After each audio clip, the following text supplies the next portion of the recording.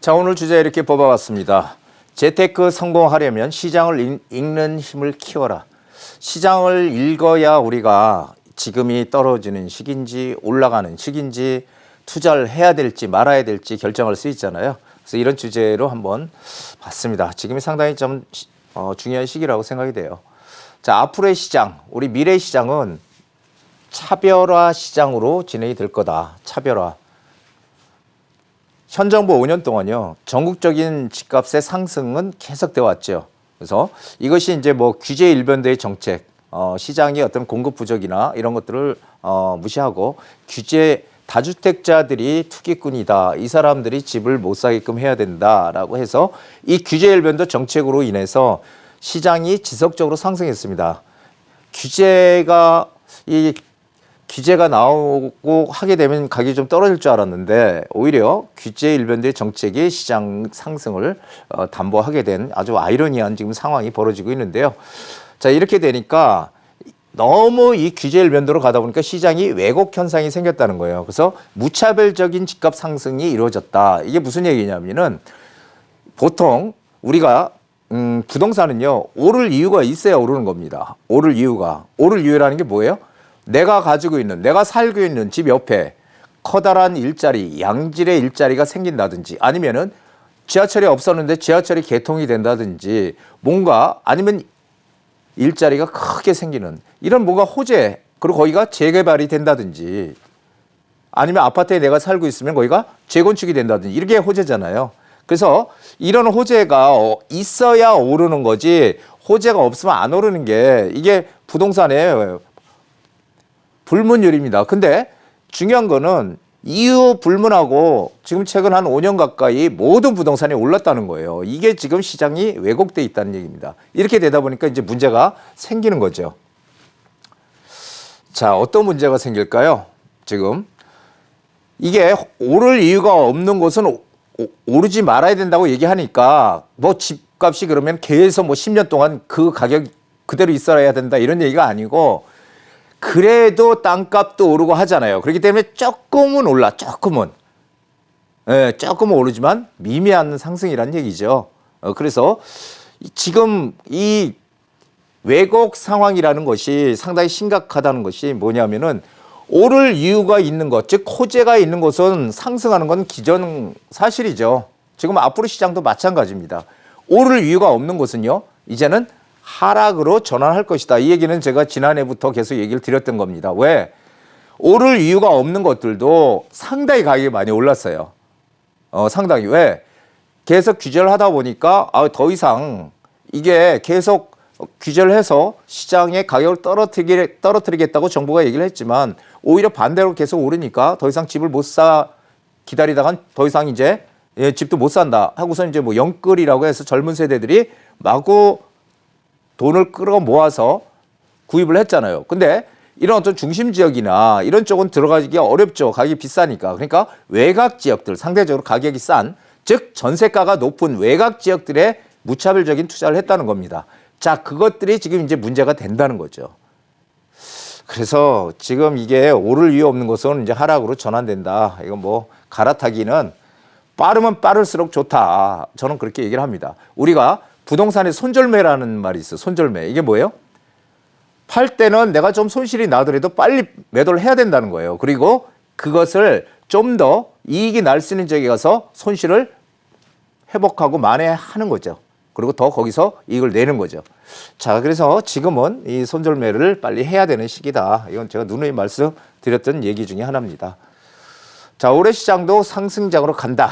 저는 이렇게 단언을 하고 있는데, 자, 제가 항상 말씀드리는 게 부동산의 가장 법칙 중에 하나가 이 수요와 공급의 법칙이죠. 수요가 공급보다 많으면 가격은 어떻게 돼요? 집값은 오르는 거고요. 수요가 공급보다 작아, 즉 공급이 많아. 당연히 집값은 하락하는 겁니다. 이건 뭐 다 중학생만 되면 다 아는 얘기잖아요. 하지만 실제로 우리가 부동산에서 이런 상황들을 적용을 못 시킨다는 거죠. 문제는 다 알고 있는 얘기지만. 자, 그럼 한번 보시죠. 자, 서울 연간 입주 물량, 이건 딴 데서 자료를 제가 퍼온 자료인데, 서울 연간 입주 물량이 지금 어떻게 돼 있어요? 2018년도 36,000 약 2019년도 4만 5천 최고로 높죠. 4만 5천 가구 전국 이게 지금 서울 아파트를 얘기하는 겁니다. 그 다음에 2020 이때부터 이제 떨어지기 시작해요. 쭉쭉 28,711 지난해 올해가 16,925. 자, 2020년 서울 입주 물량이 전년 대비해서 59% 수준으로 떨어진더라. 오히려 물량이 더 떨어진다. 지난해보다. 지난해도 물량이 없었잖아요. 자, 2019년 이후에 가장 큰 폭의 감소세를 보이고 있다. 그래서 이 공급 부족으로 인한 이 매매가 상승은 이 서울 같은 경우는 계속 지속될 수밖에 없는 구조로 돼 있다는 겁니다. 이거는 뭐 누구도 부인할 수 없는 그런 사실이다. 이렇게 보시면 됩니다. 자, 그렇다면은 전세 시장은 또 어떨까요? 지금 전세가 뭐 우리 그 12월, 1월 이때 보면은 뭐 전세가가 떨어진다 지금 이런 얘기 많이 나왔죠. 지금은 아닙니다. 예, 서울 지금 전세 시장이 저는 상당히 문제가 될 것이라고 보는데, 자, 7월 말 이제 계약 그 임대차 3법 계약갱신 청구권이 이제 끝나면은 8월 이후부터 어떻게 돼요? 전세 물량이 막 나올 거예요. 그때 4년 기다렸던 전세 물량이. 그러면 4년 기다렸던 전세 물량이 거기서 뭐 그냥 조금만 올려서 전세 줄게 이렇게 하는 사람은 없잖아요. 어떻게 해요? 시세대로 전세가가 책정이 될 것이다라는 거. 시세대로. 시세대로. 그렇다면 전세가의 이 변동폭이 상당히 커질 것이란 얘기예요. 상당히 높아질 거다. 그러면 전세가는 당연히 올라가는 거고요.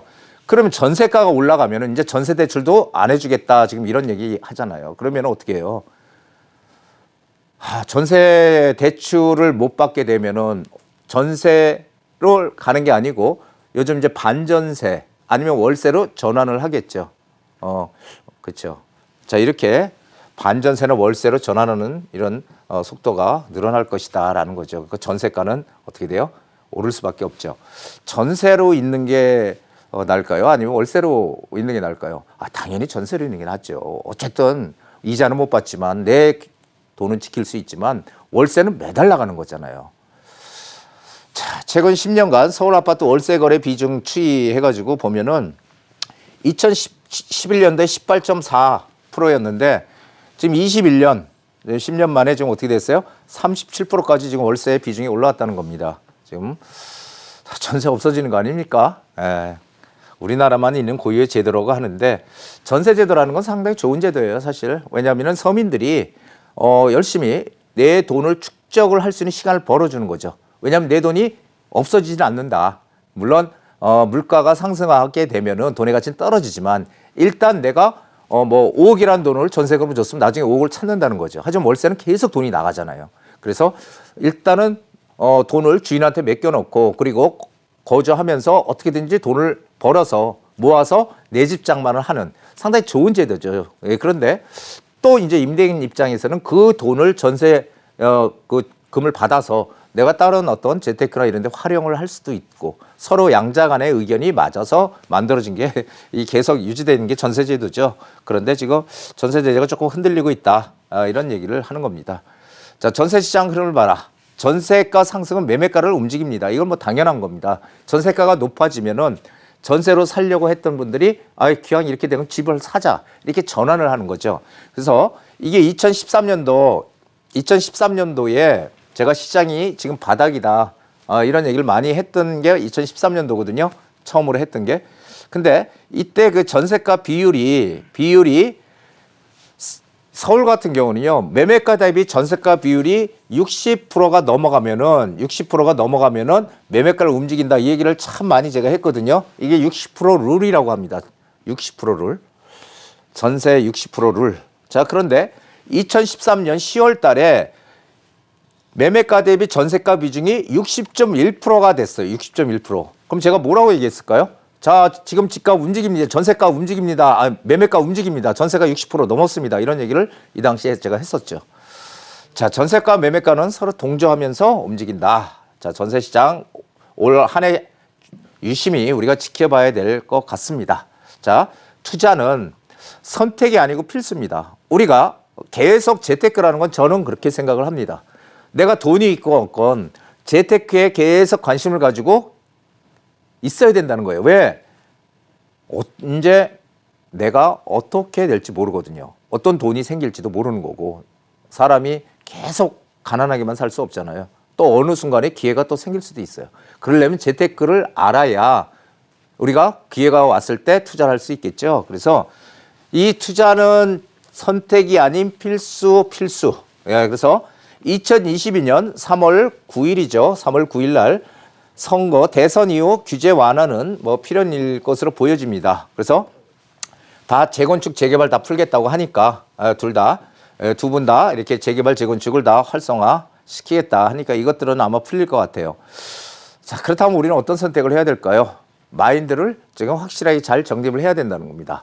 떨어지는 쪽으로 갈 것이냐 아니면 오르는 쪽으로 갈 것이냐, 이게 상당히 지금 중요한 시점이거든요. 그래서 마인드의 차이가 투자 성패를 결정한다. 제가 말했죠. 마인드 어떤 마인드?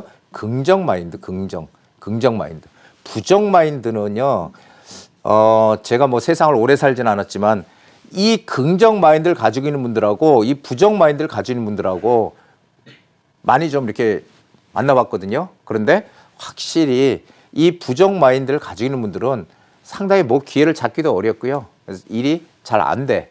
이 긍정적인 생각을 가지는 분들은 잘 돼요. 그래서 저는 항상 우리 이 부동산 카페를 사랑해 주시는 많은 시청자분들은 항상 긍정적인 이런 마인드를 가지시기를 꼭 간절히 당부드리고 싶습니다. 그래서 지금은 재개발 지역은 이미 진행되고 있는 데는 가격이 너무 비싸잖아요. 그러니까 지금 어떻게 해야 돼요? 25개씩 지정이 될 수 있는 가능 지역, 재개발 가능 노후 주거 지역에 우리는 뭐 해야 된다? 선점 투자해야 된다. 선점 투자라는 말이 이게 시간이 지나면 기회가 없어져요, 점점. 남들이 움츠리고 있을 때 우리는 남들보다 반발짝이라도 빠른 행보를 해야 된다는 겁니다. 자, 오늘 강의는 여기까지 하고요. 금지의 명언입니다. 최선을 다하고 있다라고 말해봤자 소용없다. 필요한 일을 함에 있어서는 반드시 성공해야 된다. 윈스턴 처칠의 명언입니다. 부동산 투자도 역시 마찬가지입니다. 뭘 투자를 하려고 하는데 가만히 앉아서 전화로 투자하는 건 없어요. 실제로 본인이 몸으로 부딪히고 노력을 해야 되는 겁니다. 그래야지 우리도 부동산 투자에서 성공을 할 수 있는 거지. 가만히 앉아서 전화로 어디가 좋아요? 이게 될까요? 그래가지고 투자할 수 있을까요? 그래서 우리 시청자분들은 부동산 투자해야지 그냥 대충 알아보고 이게 아니고 정말 최선을 다해서 그리고 내 몸을 움직여서 임장도 하고 해가지고 올해는 정말 성공 투자 하시기를 간절히 바라겠습니다. 자, 오늘 여기까지입니다.